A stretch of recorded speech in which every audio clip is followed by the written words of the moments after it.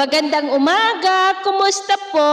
Narito po ulit ang update natin para sa lagay ng ating panahon ngayong umaga po ng February 23, 2025. Sa ngayon po ay wala tayong binabantayan na anumang banta ng sama ng panahon sa loob at labas ng ating area of responsibility. Hanging amihan ang nakakaapekto ngayon dito sa Northern Luzon, pero bahagya po na humina ang lamig nito at ang shear line ay nakakaapekto sa may Bicol region at Eastern Visayas, habang easterlies ang nakakaapekto dyan sa may Mindanao. At sa ating long range forecast, nananatili pa rin na walang bagyo po na namamataan na tatawid sa ating kalupaan hanggang sa matapos ang buwan na ito, pero hindi pa rin inaalis ang posibilidad na may sama ng panahon na mabubuo, lalo na po sa mga unang araw ng susunod na buwan. At sa lagay po ng ating panahon, ngayong madaling araw ay maayos ang panahon sa malaking bahagi ng bansa, pero may tsansa pa rin ng mga isolated rain sa may Infanta, Lobo, Calapan, Palawan, Camarines Sur,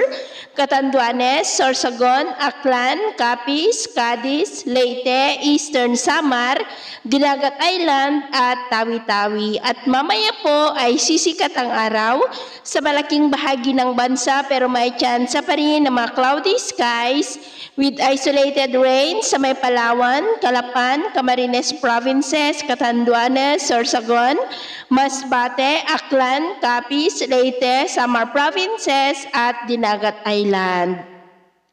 At mamayang hapon, mas maraming lugar ulit ang makakaranas ng cloudy skies with isolated rains sa may Southern Luzon, Visayas, Dinagat Island, Palawan at ilang bahagi ng Cagayan Valley at Cordillera, maging sa ilang bahagi ng Davao Oriental, kaya mag-ingat pa rin po tayo. Kung lalabas tayo sa ating mga tahanan, ugaliin po natin lagi ang magdala ng kahit anong panangga natin sa init ng araw at protection na rin po sa mga biglaang buhos ng ulan.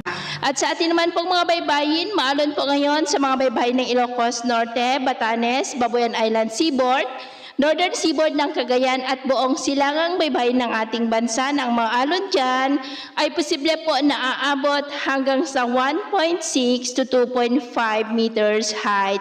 Kaya hanggat maari ay iwasan na muna natin ang papalaot dyan po sa mga may kulay pula para mas makaiwas sa mga sakunang pangkaragatan. So ito po ang latest update natin sa araw na ito. Ako po muli si James na nagsasabing sa kahit anong pagsubok po na darating sa ating buhay, huwag po tayong mawawalan ng pag-asa. Thank you and God bless.